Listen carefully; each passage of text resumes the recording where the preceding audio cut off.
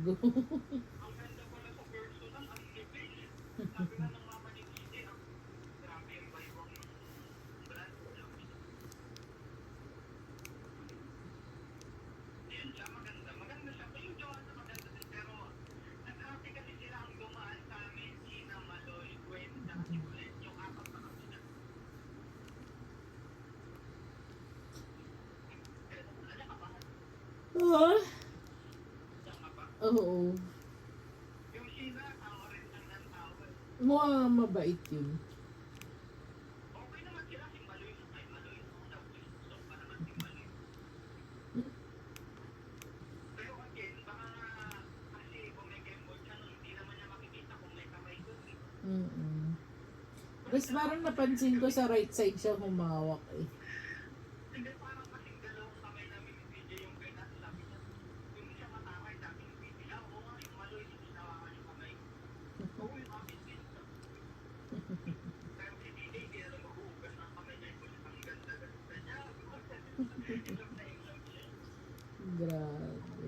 Ganda nga ni Colette sa personal. Malinis silang lahat. Oh yeah.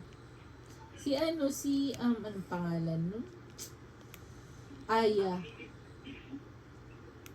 Nakita mo? Si Aya sa amin, hindi ko masyado. Baka sa kabilang side siya. Yun yung gusto ko, crush daw ni DJ. Crush ni DJ yung Aya nung nagkita kami ni Bisaya. Mm. Pero nung natapos yung concert, team Colette siya, ako naman team Gwen.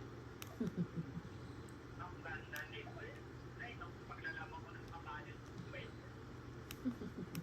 Paano niya ako ipapasok ko siya mamaya? Ganun na ako naan sa kanya. Bait-bait niya. Alam mo yung shy type na mabait. Mm-mm. At saka mas maganda siya in person. Tampan. Yeah. Sige, check ko yung video ko mamaya. Andiyan na ako. Oh, sige yan. See you. Ingat ka. Buti na lang nakashades ako. Naghahanap pa ako ng iba. Wala na akong makita. Yun lang. Paano mo ko nakita doon?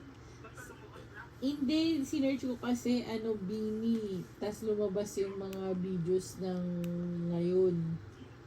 Sabi ko parang ito yung Bini. Wait nga lang. Baka makita ko. Nakita ko nga kayo. Nakita lang doon. Andun.